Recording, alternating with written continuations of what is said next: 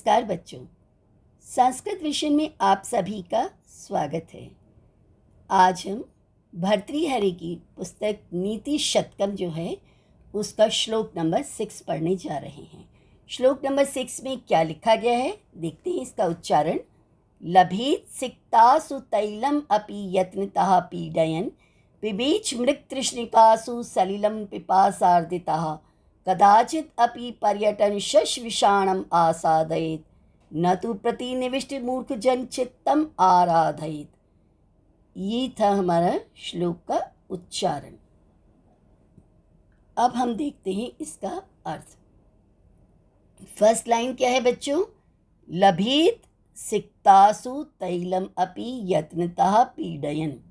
लभेत में लब धातु होती है जिसका अर्थ होता है प्राप्त करना।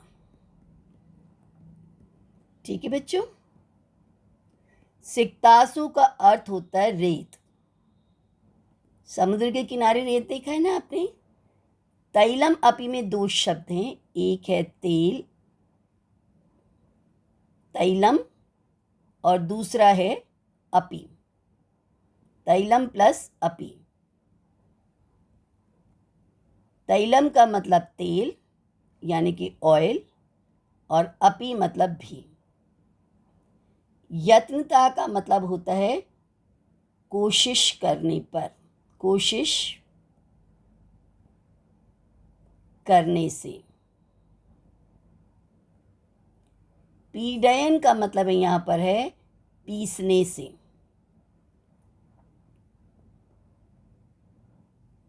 पीड़ा करना होता है किसी को दुखी करना, किसी को परेशान करना, लेकिन यहाँ पर क्या है? पीसना। ठीक है। तो जैसे हम कोई किसी का भी तेल निकालते हैं, मान लीजिए हमें बादाम का तेल निकालना है, तो हम क्या करेंगे? बादाम को मशीन में डालेंगे, बहुत सारे बादाम मशीन में डालेंगे और मशीन में उसको पीसा जाएगा तो उसमें से तेल निकल जाता है। जैसे आपने देखा गन्ने का जूस निकलता है, जैसे आपने देखा किसी फ्रूट का जूस निकलता है, तो मिक्सर में क्या करते हैं? उस फ्रूट को डाल देते हैं और मिक्सर को ऑन कर देते हैं। ठीक है। तो उस मिक्सर में वो अच्छी तरह से पिस जाता है उसका, और सारा निकल कर, और फिर क्या आता है उसका लिक्विड फॉर्म में? क्या आता है? उसका रस आता है।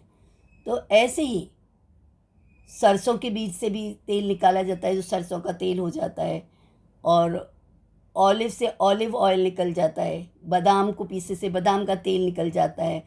तो राइटर भर्तृहरि कहते हैं कि बहुत ज़्यादा कोशिश करने से, अगर इंसान बहुत ज़्यादा कोशिश करे इन फ्यूचर, तो हो सकता है कभी रेत से भी तेल निकल आए। तो रेत के कणों से भी, पिक्तासु बहुवचन का प्रयोग किया गया है। तो आप इन फ्यूचर कभी साइंटिस्ट ऐसा आविष्कार कर दें, कोई ऐसी अच्छी मशीन आ जाए कि रेत से भी तेल निकाल दें। ठीक है। तो इसका इतना ही अर्थ है। फिर है पिबेच मृगतृष्णिकासु सलिलम अपि पिपासार्दिता। पिबेच में भी दो शब्द हैं बच्चों, एक है पिबेत और एक है च। पिबेत का मतलब, पिबेत में पा धातु है, ठीक है, और जिसका अर्थ होता है पीना।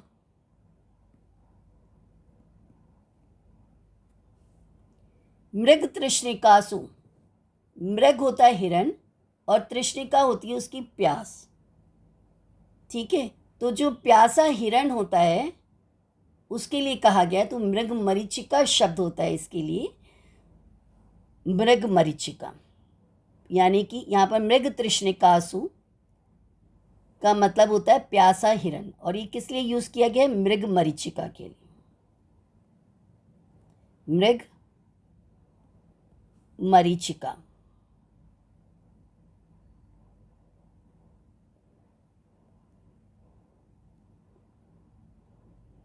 ये रा है, ये बड़ी की मात्रा है, ये च में छोटी की मात्रा है, मृग मरीचिका।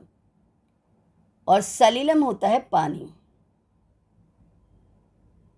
पिपासार्दिता में भी दो शब्द हैं बच्चों, एक तो है पिपासा और एक है आर्द्रता।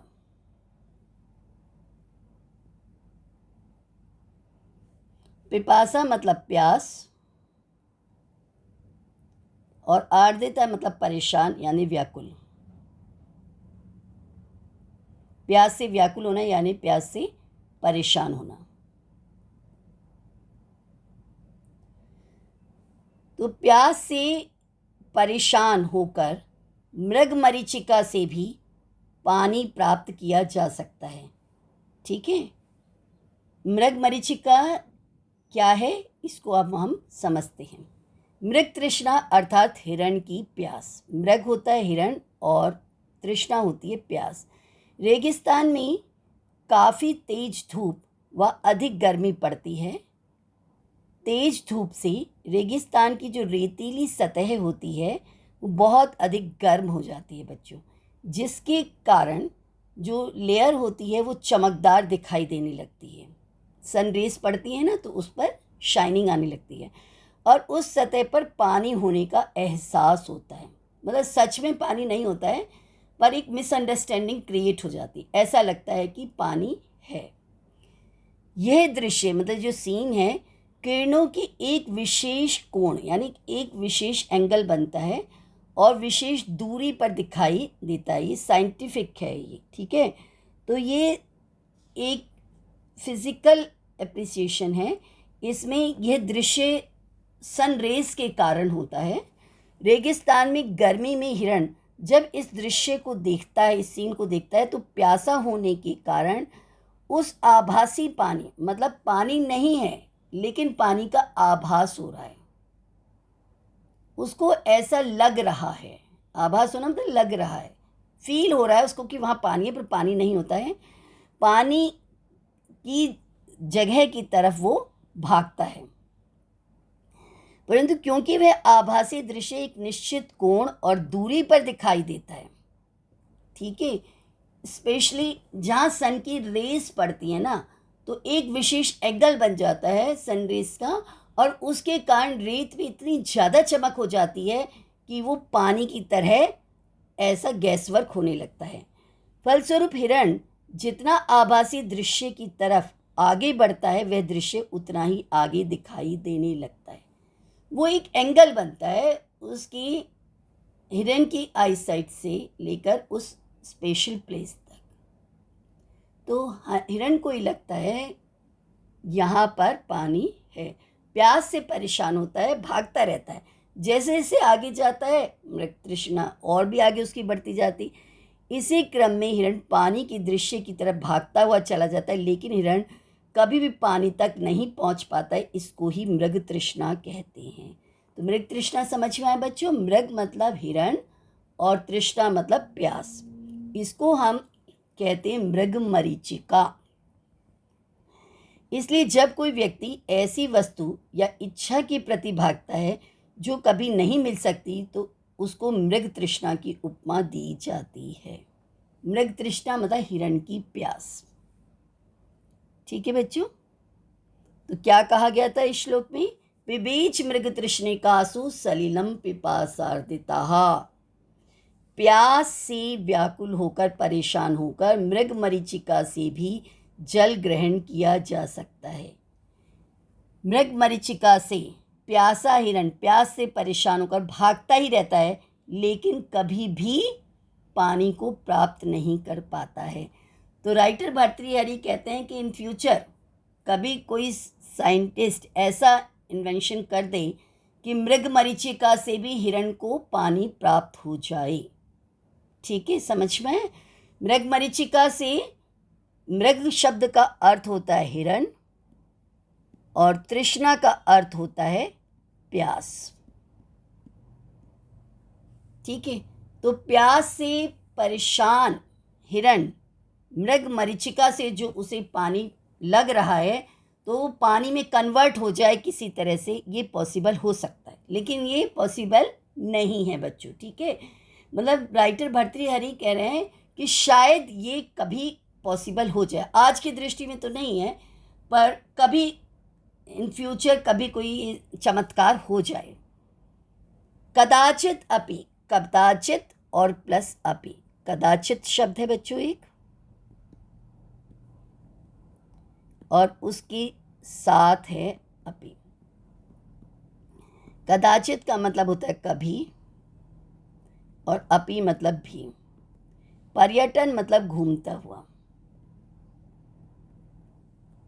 ये आपका क्षत्रिय प्रत्यय का प्रयोग है यहाँ पर। शश विषाणम आसादत। शश का मतलब है, ये जो शश शब्द है इसका मतलब है खरगोश। शश का मतलब होता है खरगोश। नेक्स्ट वर्ड है विषाणम। विषाण मतलब सींग। जैसे गाय और भैंस के सींग होते हैं ना बच्चों, ऐसे ही करें सींग। आसादयेत मतलब कि देख सके, प्राप्त कर सके, प्राप्त करना। तो कितने शब्द हुए यहाँ पर? एक शश हुआ, एक विषाणम हुआ, और एक आसादयित हो गया। आसादयित मीन्स प्राप्त करना, सींग है विषाणम और खरगोश है शश। कभी घूमते हुए हम सींग वाले खरगोश को भी दुनिया में देख सकते हैं, ये इसका अर्थ है। यहाँ पर जो श्लोक में जितनी भी बातें बताई गई ना, सारी इम्पॉसिबल है। कि रेत से तेल निकाला जा सकता है, मृग मरीचिका से पानी प्राप्त किया जा सकता है, न तो प्रतिनिविष्ट मूर्ख जन चित्तम आराधयेत। ये सब तो तीनों बातें पॉसिबल हो सकती हैं, लेकिन क्या पॉसिबल नहीं हो सकता है? न मतलब नहीं, तू मतलब तो। अप्रतिनिविष्ट का मतलब होता है दुराग्रही, यानी कि बुरी बात पर बहस करने वाला, यानी कि जिद्दी।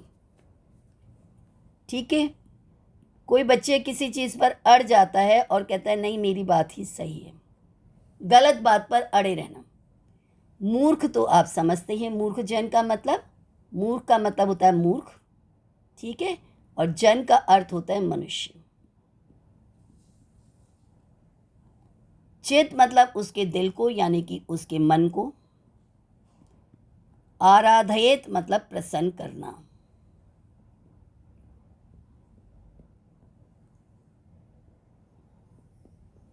आप सब कुछ कर सकते हो, रेत में से तेल निकाल सकते हो, मृग मरीचिका से पानी निकाल सकते हो,